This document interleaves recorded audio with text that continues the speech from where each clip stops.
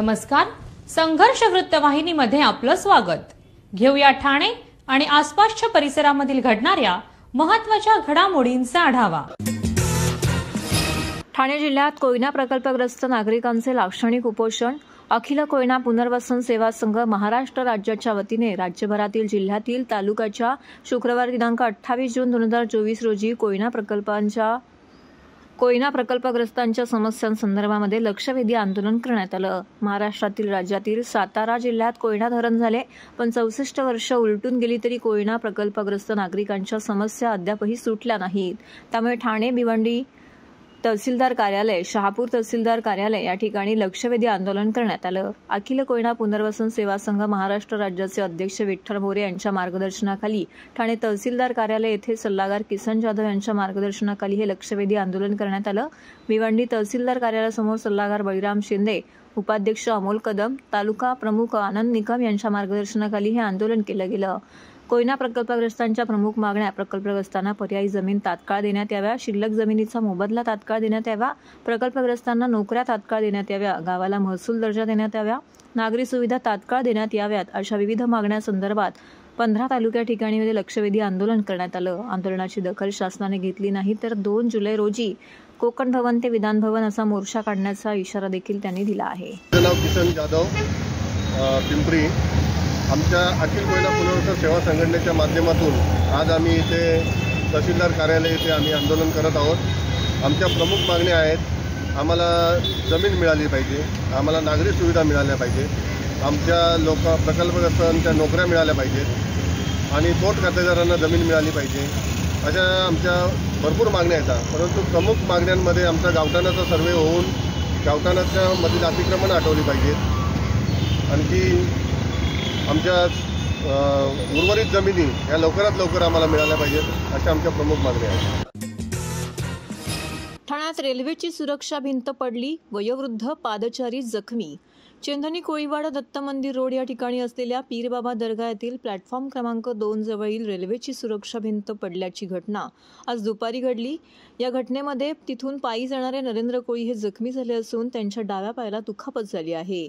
तसेच त्यांना उपचारार्थ कळवा येथील छत्रपती शिवाजी महाराज रुग्णालयामध्ये दाखल करण्यात आले आहे। तर पडलेली सुरक्षा भिंत ही अंदाजे 60 फूट लांब व 20 फूट उंच असल्याची माहिती ठाणे महानगरपालिका आपत्ती व्यवस्थापन अधिकाऱ्यांनी दिली आहे।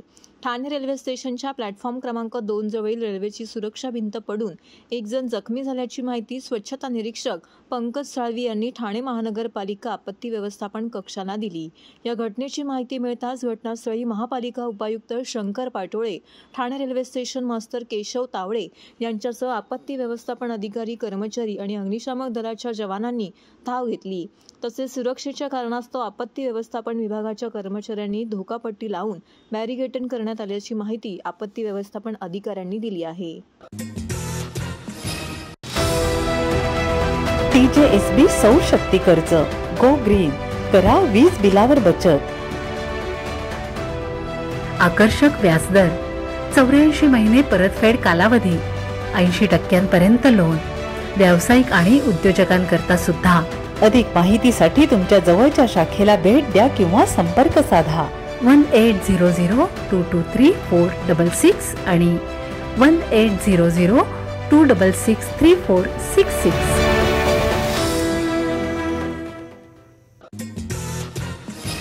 ठाणे जिल्हाधिकारी कार्यालय आणि राष्ट्रवादी काँग्रेस ठाणे शहर यांच्या संयुक्त विद्यमाने शनिवारी 29 जून, रविवारी 30 जून 2024 रोजी मुंब्रा कौसा येथे मोफत दाखले वाटप शिबिराचं आयोजन करण्यात आलं आहे। या शिबिराचा खास करून विद्यार्थ्यांनी व नागरिकांनी लाभ घ्यावा असं आवाहन राष्ट्रवादी काँग्रेसचे प्रदेश प्रवक्ते, ठाणे व पालघर समन्वयक, ठाणे जिल्हा अध्यक्ष आनंद परांजपे व प्रदेश सरचिटणीस अल्पसंख्याक निरीक्षक नजीब मुल्ला यांनी केले आहे। विद्यार्थ्यांना लागणारे अधिवास दाखला, उत्पन्नाचा दाखला, रहिवास दाखला, त्याप्रमाणे नागरिकांना लागणारे ज्येष्ठ नागरिक दाखला हे दाखले तत्परतेने काढून देण्यासाठी ठाणे जिल्हाधिकारी कार्यालयाची व राष्ट्रवादी काँग्रेस ठाणे शहर पक्षाची संपूर्ण टीम मुंब्रा व कौसा येथील दाखल्यांची नोंद करणाऱ्या ठिकाणी दिवसभर उपस्थित राहणार आहे। डॉक्युमेंट व्हेरिफिकेशन करून अपलोड करून रिसीट दिली जाईल आणि त्यानंतर आपला दाखला हा मोफत उपलब्ध करून दिला जाणार आहे। तरी ठाणे जिल्हाधिकारी कार्यालय, राष्ट्रवादी काँग्रेस ठाणे शहर यांच्या संयुक्त विद्यमाने शनिवारी 29 जून रोजी आफरीन हॉल जामा मशिदीच्या बाजूला दिनांक 30 जून 2024 रोजी मुबारक पॅलेस हॉल दुसरा मजला विरानी पेट्रोल पंपाजवळ कौसा मुंब्रा येथे सकाळी 10 ते सायंकाळी 5 या वेळेमध्ये हा कार्यक्रम आयोजित करण्यात आला आहे. तर विद्यार्थी आणि नागरिकांनी याचा लाभ घ्यावा असं आवाहन प्रदेश प्रवक्ते आनंद परांजपे आणि प्रदेश सरचिटणीस नजीब मुल्ला यांनी केले आहे. दिवा शहरातील सर्व रस्ते हे फेरीवाल्यांनी अतिक्रमण केल्याने वाहतुकीस अडचण निर्माण करणारे झाले आहेत. दिवा शहरातील प्रमुख रस्ते फेरीवाले मुक्त करा आणि शहरातील लाखो नागरिकांना दिलासा द्या, अन्यथा प्रशासनाच्या गलथान कारभाराविरोधात आंदोलन करू असा इशारा ठाकरे गटाचे दिवा शहर संघटक रोहिदास मुंडे यांनी दिला आहे. रोहिदास मुंडे यांनी याबाबत दिवा प्रभाग समिती सहाय्यक आयुक्त यांना पत्र दिले असून त्यात म्हटले आहे की या फेरीवाल्यांना रस्त्यावर बसवणारे दिवा शहर बकाल करत आहोत. दिव्यात एकही रस्ता हा मोठा नाही अशा स्थितीमध्ये आहेत की ते रस्ते फेरीवाल्यांनी व्यापल्याने येथील 5 लाख जनतेने चालायचे कुठून आणि वाहन चालकांनी वाहने कुठून चालवायची. फेरीवाल्यांना ज्यांना अभय दिले आहे त्यांचे आर्थिक हितसंबंध या लोकांशी आहेत. 4 पैशांसाठी दिवा शहराची वाट लावण्याचं काम केले जात आहे. दिवा स्टेशन ते आगासन रस्ता, दिवा स्टेशन ते मुंब्रा देवी कॉलनी रस्ता हे सर्वच रस्ते फेरीवाल्यांनी व्यापले आहेत. यामुळे वाहतूक कोंडी होत असून नागरिकांना चालण्यासाठी देखील जागा मिळत नाही असं मुंडे यांनी पत्रात म्हटलं आहे. याबाबत सहाय्यक आयुक्त यांना तातडीने फेरीवाल्यांवरती कारवाई करून दिवा स्टेशन रोड, मुंब्रा देवी कॉलनी रोड, दिवा आगासन रोड फेरीवाला मुक्त करावा अशी मागणी त्यांनी केली आहे.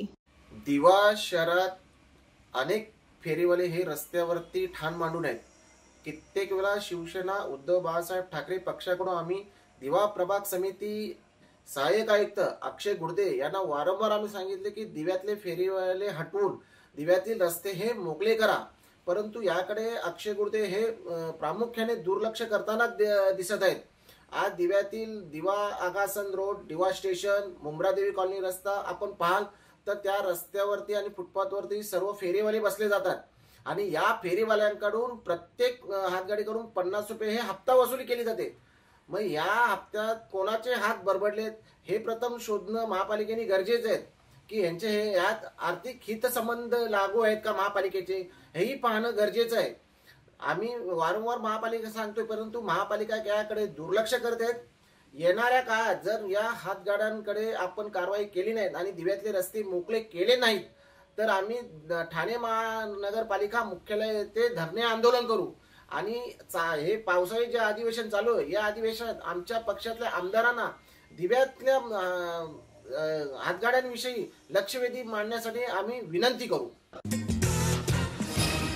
सर्व नागरिकांना आवाहन करण्यात येत आहे की सध्या डासांमार्फत पसरणाऱ्या डेंग्यू या आजाराचा प्रसार रोखण्यासाठी प्रत्येकाने पुढील प्रमाणे कार्यवाही करावी.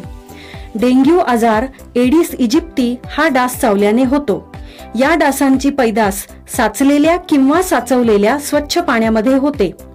8 दिवसांपेक्षा जास्त दिवस पाणी उघडे व साचून राहिल्यास त्यात डास अंडी घालतात. अंड्यांच्या अळ्या तयार होऊन पुढे डास तयार होतात. यासाठी आपल्या घरातील पाणी साठे उदाहरणार्थ बॅरल्स, पिंपे, टाक्या, हौद, रांजणे इत्यादी दर आठवड्याला रिकामे करून घासून पुसून कोरडे करून पुन्हा भरावे. 1 दिवस कोरडा दिवस म्हणून पाळावा. पाणी साठ्यांना घट्ट झाकणे बसवावीत किंवा जुनी साडी, चादर, धोतर यांनी बांधून झाकून ठेवावीत म्हणजे डास त्यात जाऊन अंडी घालणार नाहीत. घराच्या गच्चीवर, आजूबाजूला, अंगणात कोठेही पाणी साचू देऊ नये. भंगार सामान उघड्यावर टाकू नये. उदाहरणार्थ टायर्स, प्लास्टिक सामान, कुंड्या, टाकाऊ वस्तू इत्यादी. अशा सामानात पावसाचे पाणी साठून त्यात डेंग्यूच्या डासांची पैदास होते. घरातील कूलर्स, फ्रीजच्या पाठीमागील ट्रे हे देखील वेळोवेळी कोरडे करावेत. लक्षात ठेवा, नुसत्या फवारणीने डास घनता कमी होत नाही तर त्यासाठी डास पैदास ठिकाणे नष्ट करणे ही आपल्या सर्वांची जबाबदारी आहे. कोणताही ताप अंगावर न काढता जवळच्या शासकीय रुग्णालयात मोफत औषधोपचार घ्या. अशा प्रकारे नागरिकांनी सहकार्य केल्यास डेंग्यूचा प्रसार रोखणे सहज शक्य आहे.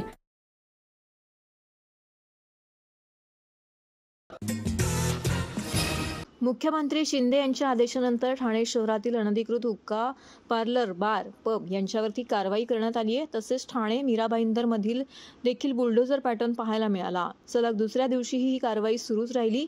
या कारवाई दरम्यान यंदा हातोडा नव्हे तर थेट बुलडोझर प्रशासन अनधिकृत हॉटेल, पबवर, बारवर फिरवत आहेत. याच पार्श्वभूमीवरती ठाणे शहरामध्ये मुख्यमंत्री शिंदे यांचे बॅनर लावण्यात आले आहेत. या बॅनरवरती ड्रग माफियांचा कर्दनकाळ, महाराष्ट्राचा बुलडोझर बाबा असा आशय लिहित मुख्यमंत्री एकनाथ शिंदे यांच्या एका हातात हातोडा तर मागील बाजूस जेसीबी दिसून येत आहे. हे बॅनर शिवसेना शिंदे गटाचे आमदार प्रताप सरनाईक यांच्या वतीने ठाण्यातील वर्तकनगर परिसरामध्ये लावण्यात आले आहे. ठाण्यात ठिकठिकाणी काही पोस्टर्स लावण्यात आले आहेत. या पोस्टरची जोरदार चर्चा होतीये. मुख्यमंत्री एकनाथ शिंदे यांच्या समर्थनार्थ पोस्टरबाजी करण्यात आली आहे. अनधिकृत पब आणि बारवरती कारवाईचा बडगा उगारल्यानंतर ठाण्यात मुख्यमंत्री एकनाथ शिंदे यांच्या कामाचं कौतुक करणारे पोस्टर लावण्यात आले आहेत. महाराष्ट्राचा बुलडोझर बाबा असं मजकूर असणारे पोस्टर ठाण्यामध्ये चर्चेचा विषय ठरले आहेत. आमदार प्रताप सरनाईक यांनी मुख्यमंत्री एकनाथ शिंदे यांच्या कामाचं कौतुक करणारे पोस्टर्स लावले आहेत. मुख्यमंत्री एकनाथ शिंदे यांनी दिलेल्या निर्देशानंतर पुण्यानंतर ठाणे मीरा भाईंदर शहरामध्ये अनधिकृत हुक्का पार्लर, पब आणि बारवरती कारवाई करण्यात आली. त्यानंतर ठाणे शहरात देखील बॅनरबाजी करण्यात आली आहे. ड्रग माफियांचा कर्दनकाळ, महाराष्ट्राचा बुलडोझर बाबा अशा आशयाचे पोस्टर या ठिकाणी पाहायला मिळाले. जनता आपल्यासोबत अशीच कारवाई करत राहा अशा आशयाचे बॅनर ठाण्यामध्ये लावण्यात आलेले आहे. त्यामुळे ठाण्यातील हे पोस्टर राजकीय वर्तुळात चर्चेचा विषय बनले आहेत. पुण्यातील हॉटेल्समध्ये ड्रग्सची विक्री केली जात असल्याचं समोर आलंय. याचे राज्यभर पडसाद उमटलेत. त्यानंतर मुख्यमंत्री एकनाथ शिंदे यांनी दिलेल्या आदेशानंतर कारवाई करण्यात आली. पुण्यातील पब आणि बारवरती कारवाई केल्यानंतर मुख्यमंत्र्यांनी ठाणे मीरा भाईंदर देखील अनधिकृत बार आणि पबवरती कारवाई करण्याचे आदेश दिले. त्यानंतर ठाणे पोलीस आणि ठाणे महानगरपालिकेकडून अनधिकृत बार आणि पबवर कारवाई करण्यात आली. अनधिकृत बारवरच्या कारवाईच्या पार्श्वभूमीवरती आमदार प्रताप सरनाईक यांनी मुख्यमंत्री एकनाथ शिंदे यांचं कौतुक केलंय. ठाणे शहरात बॅनरबाजी करण्यात आली आहे. तर या पोस्टरवर ड्रग माफियांचा कर्दनकाळ, महाराष्ट्राचा बुलडोझर बाबा असा आशय लिहून मुख्यमंत्र्यांची ओळख करून दिली आहे. तर हे होतं संघर्ष वृत्तवाहिनीचं आजचं बातमीपत्र. उद्या पुन्हा भेटू याच वेळी याच ठिकाणी ताज्या घडामोडींसह. तोपर्यंत नमस्कार.